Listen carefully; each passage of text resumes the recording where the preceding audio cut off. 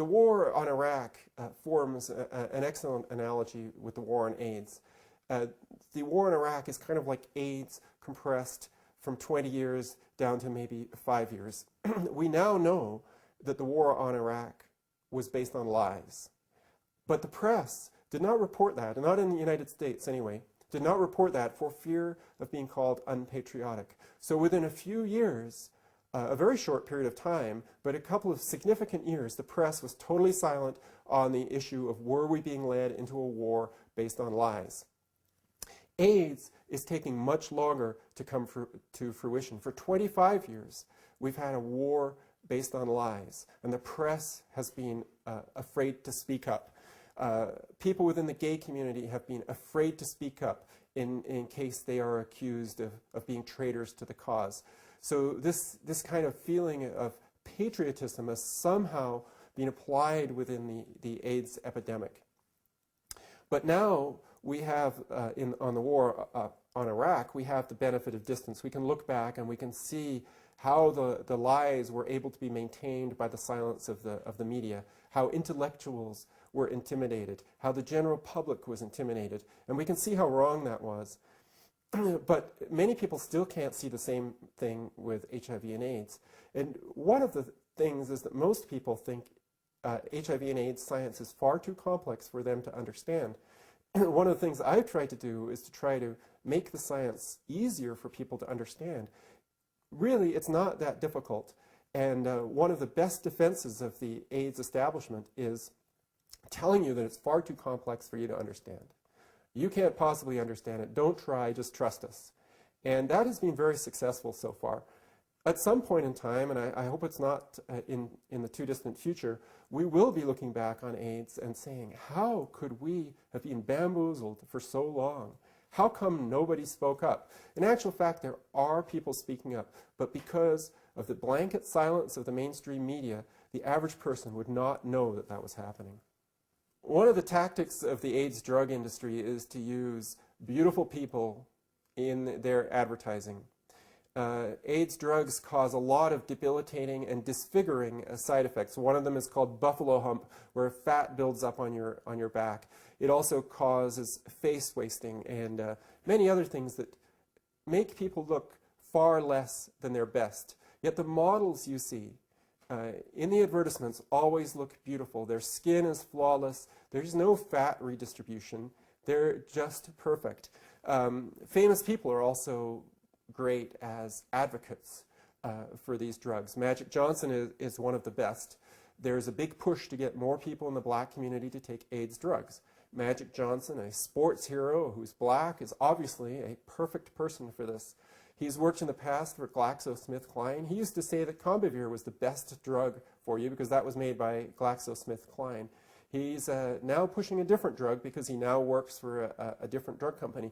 The impression that is given is that he is taking AIDS drugs and they have saved his life. But given that he's showing none of the side effects of the AIDS drugs, he's either extremely lucky or he's not taking the drugs. But of course, he would never say he's not taking the drugs because that would be the end of the gravy train. Although one has to say that when one is as rich as Magic Johnson, just how much more money do you need? Do you need to sell yourself to the drug companies in order to make that little bit more money? There's been a lot of excitement recently because Bill Gates has given so much money to HIV and AIDS and other health initiatives. Bill Clinton's involved with his foundation to try to get AIDS drugs to everybody in Africa. What is the motivation for these people? Why are these people doing it? I think they're quite sincere. I think Bill Gates really believes that he is helping the world. He probably went to what he considered the best resource, that is, doctors in important positions around the United States. And he would say to those doctors, what do you think that I should do to help the world if I had a few $1 billion spare?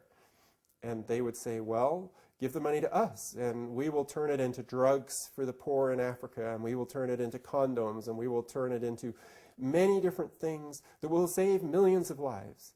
Well, a person like Bill Gates, who has really very little knowledge of health issues, does not have any particular issue in alternative health issues, would very easily fall for that. Here you've got very well-dressed, very personable people who are great at marketing themselves and their own services, telling Bill Gates, this is what you should do. And unfortunately, he fell for it. Alternative health doesn't take as much money. Drilling wells, teaching farmers that they should plant a variety of crops in order to have a nutritious diet, explaining to school children what nutrition is, encouraging markets to sell a wider variety of food. Those kinds of things are not sexy. What's sexy is to be able to, send a shipment of drugs over to Africa in an airplane and pop one pill in the mouths of individual children and say, we've saved millions of lives by doing this. It's real simple, it's really high tech, it's real sexy, it appeals to people like Bill Gates. Another famous person who is very heavily involved in the whole AIDS industry is Bill Clinton, the former president of the United States. He, is telling us what we should do.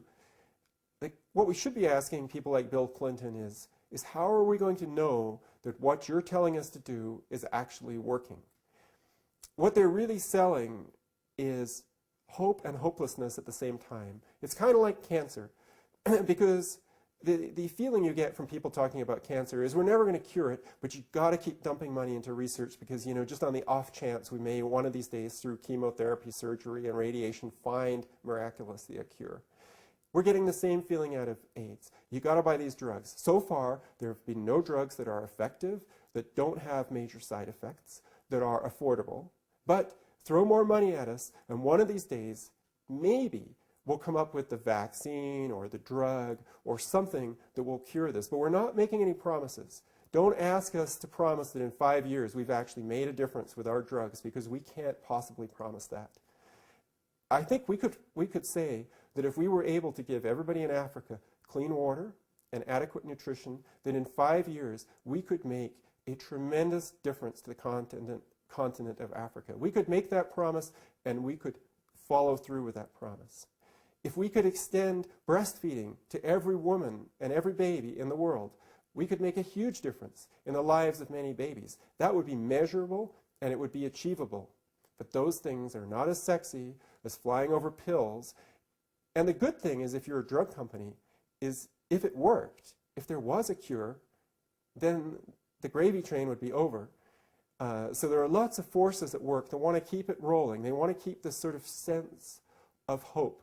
It's kind of like an optical illusion, like one of those things where it looks like you're always going up, but actually you're staying in the same place. It's M.C. Escher in the form of a former president of the United States. There was recently a paper published in the prestigious medical journal Lancet that claimed that all of the approximately 38 million people in the world who are HIV positive should be taking AIDS drugs.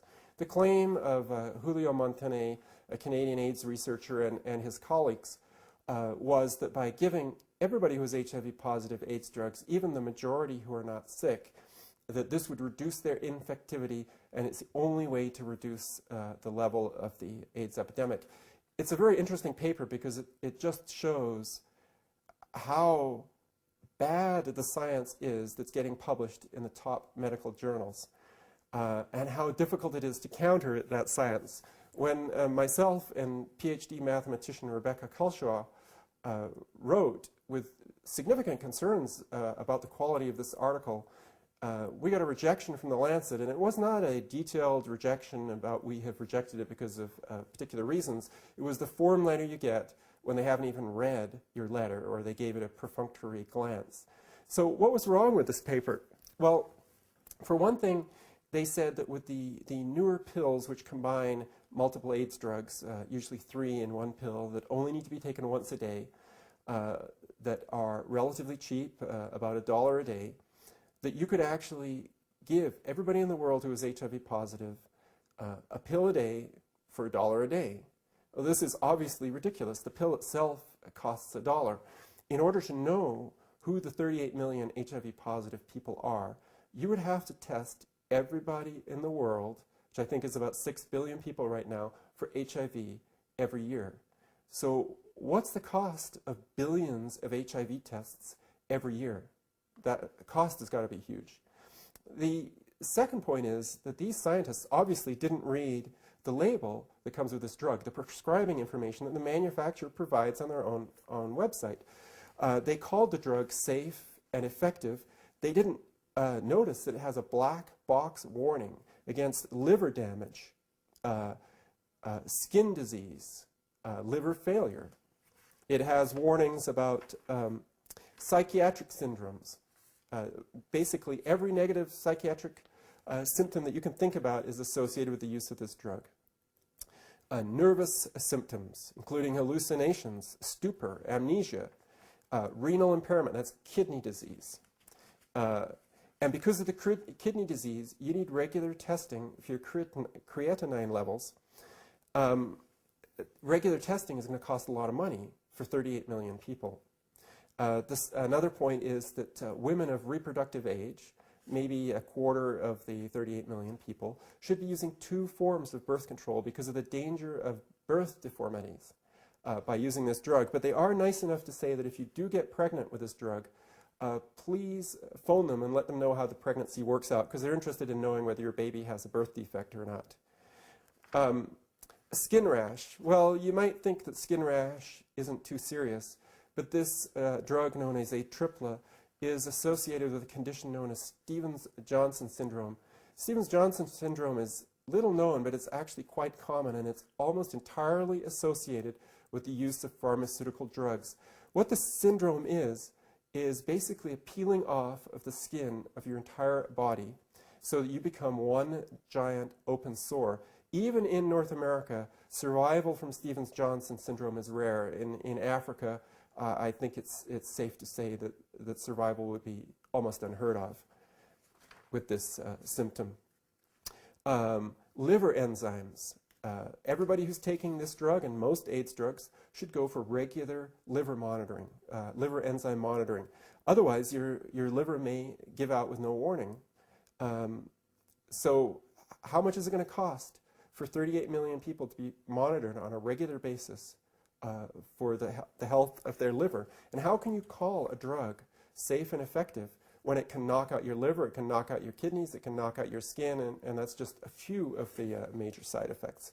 It causes a reduction in bone density, which can cause fractures, which can mean that the people taking these drugs will lose the ability to work. They become crippled. Only one leg works. So for people in Africa, if they lose the ability to work when they're living hand to mouth, that's not only doomed them, it's probably doomed their entire family.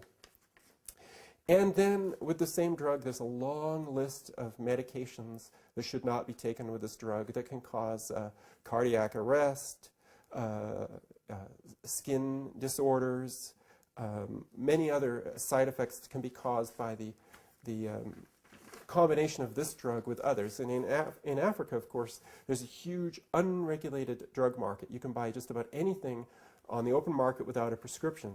So there are going to be people taking many other pills that they probably don't even need. But in combination with these AIDS drugs, there are going to be numerous fatal side effects that occur from this. Another thing these scientists said with these 38 million people is that there was evidence from Taiwan that when AIDS drugs known as HAART, or highly active antiretroviral therapy, were given to everybody free in Taiwan, that the incidence of AIDS and HIV infection went down. That is, the number of people being diagnosed with HIV infection on an annual basis went down. Well, when Rebecca and I checked this study from Taiwan, we found that actually the incidence had been going up every year, both before and after free AIDS drugs were provided. So this claim was completely false. And yet, when we wrote to The Lancet, indicating some of these major problems with the paper, that it could not possibly be cost effective. It cost many, many times more than they were claiming. That the drug was not safe based on the manufacturer's own prescribing information. That some of the information in the drug, some of the information in the paper was false. We were just brushed off. And this is very common from top scientists like Dr. Peter Duesberg down to people who are lay experts who have studied this issue and have specific concerns. One letter was published in Lancet. It was a very weak attack on the paper. Another problem with this paper from a scientific point of view, and this is also very common, is it was all based on a mathematical model. But the mathematical model was kept secret. There was no information on what the algorithm was in the model, what the inputs to the model were. There were brief summaries of some of this, but the actual model was not made public. So in other words, there's no possibility for scientists to look at the model, to check the inputs, to check the accuracy of the model, to criticize it. So it's basically science by press release, but once you get your press release into a journal like Lancet, it becomes the truth. If you carefully read the fine print at the end of the journal, you would have seen that all the authors had major conflicts of interest. They're getting big money, and where are they getting this money from? Well, they're getting it from the AIDS drug companies. Having high-profile scientists say that AIDS drugs are life-saving is taken by the press as proof that they're life-saving. The press rarely comments on the fact that all of these scientists, or not all of them, but the majority of these scientists are on the take from the drug companies.